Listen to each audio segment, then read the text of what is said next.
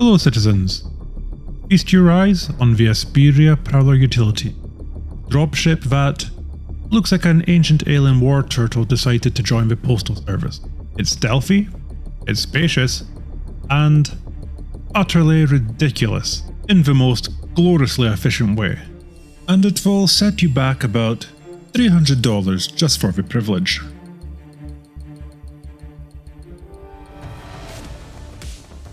But what is this thing? Esperia took a mysterious Tevarin troop carrier, gave it a makeover that screams both alien grace and industrial practicality, and out came this beast. At roughly 34 meters long by 32 meters wide and 15 meters tall, it's no dainty dart. It lumbers, but with surprising menace. It has a cargo capacity of 32 SCU, a 2-person crew and jump seats for your boarding party. And as I say, the price is $300 on the RSI Pledge store, which, for those of you doing the math at home, is somewhere between a gently used graphics card and a guaranteed happy ending at a Thai massage parlour.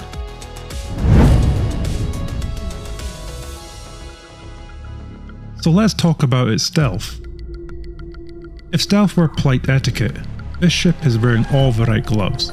Quiet, elegant, but not exactly silent. Compared to its military sibling, the utility variant is slightly noisier, but still sneaks under most radar sweeps, especially if you're not zooming around like a brass band. It comes with low EM and IR signature, and a design that whispers, "I'm here, but shh."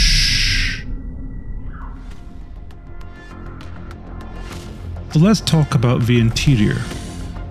Inside it's split level, the cockpit and engineering up front, cargo below. You've got jump seats for a squad, or more accurately, a covert ops party. No comfortable beds here, this ship isn't about leisure. Those racks and gravity platoons keep boxes from bouncing around like hyperactive squirrels. Up top, nestled behind the cockpit is a surprisingly well laid out engineering bay, home to your quantum drive, power plant, coolers, and the rest of your ship's guts.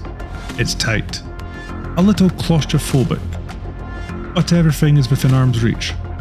Great if you like fixing things mid-flight while shouting, "We're fine! Everything is fine!" The cargo pods open like alien wings, ideal for silent grabs or dramatic storming. It's the kind of ship where even opening a door feels like something dramatic is just about to happen.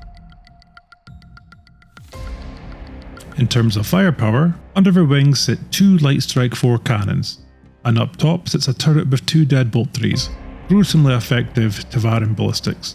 4 Obscura size 2 shields protect you, each boasting about 2890 HP, so you don't immediately vaporise in the first firefight. But just to reiterate, the default loadout is 4 Obscura, an Eclipse power plant, 2 heatsink coolers, and a Nova quantum drive. I do recommend changing this default loadout for one of your own, and I will show you what I'd use in just a few moments. But just before that, let's go take the ship on some battles and talk about how it performs in combat.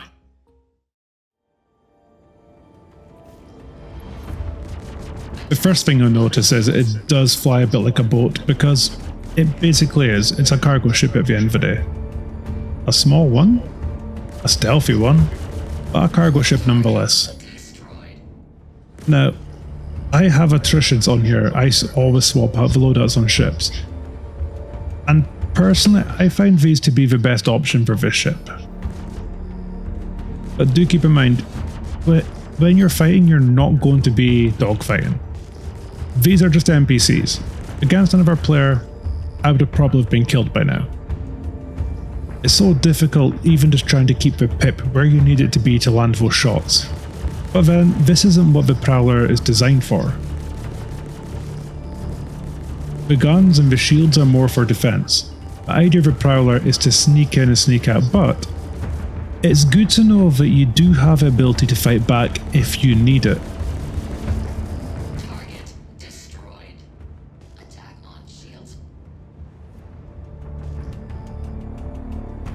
Now as you can see, my shields have not gone down yet, but there are a lot of enemies nearby, so there's a very high chance that I could be in a bit of trouble. This guy just snuck up on me, already got a few shots in, and they're firing ballistics, which means some damage will be getting through my shields.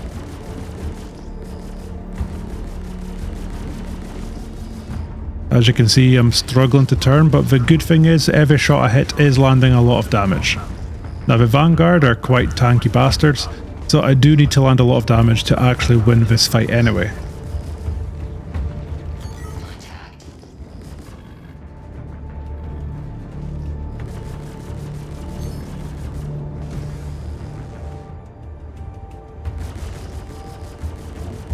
Now my shields are completely down now and my hull is taking damage.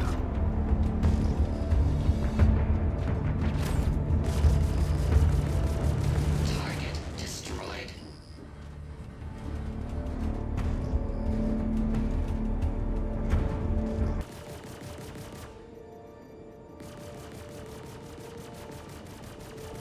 Attack on shields. You know, flying this thing is like trying to sneak into a gala wearing clown shoes with a silencer. Awkward, but amazingly effective. I drifted into a system, dropped in some cargo, and before anyone had a chance to blink, the Prowler vanished, elegantly sneaky. But as you can see by this fight, that's cargo and sneaking ability. This does not shine in combat. It can do it to an extent, but my advice is just don't get in a fight. Target destroyed. So where does it shine? Well, this isn't a forklift. Think vault raid high-risk salvage, ordering runs in hostile territory. It's built to drop in, grab quietly, and vanish, not for long hauls. But perfect for surgical stealth operations. Its performance stats are relatively respectable too. SCM cruise speed of 208 meters a second, top boost of 1110, and as I say, a cargo capacity of 32 SCU. It's not fast enough to make your eyebrows fly off, but just quick enough to ghost out before some Avenger Titan pilot gets a bit cocky. So what do I think are the pros and cons of this ship? Let's talk about the pros. Excellent stealth for a utility ship, smart internal layout and verticality, cargo accessibility is sleek and functional, it feels like it should come with its own theme music. But there are downsides. 32 SCU is niche, to say the best. It's not ideal in a real dogfight, and it's expensive for its size. $300 is a big ask if you're only ever going to move mining consumables. As promised, I will share with you my current loadout for the Esperia Prowler. This is the loadout which I personally find works best. It may not work for you, but if you want to give it a go, let me know how you get on. I personally think this is the best loadout, and certainly a lot better than the standard loadout that comes with the ship. So in systems, I've removed one cooler, and I'm running a Nightfall as the only cooler. Power plant, we have an Eclipse. Quantum drive is the Spicule. And then all of the shield generators are Umbra. Now, this gives an EM reading of 3.3k, which means you're still very stealthy and going to be very difficult to detect. If we move over to the weapons, I'm running attritions across the whole ship. Attrition 3s and attrition 4s. Now, what this loadout does is it will give you a DPS of 2716 with an alpha of 674. You will also have 12,400 HP in your shields, which gives you a good amount of protection.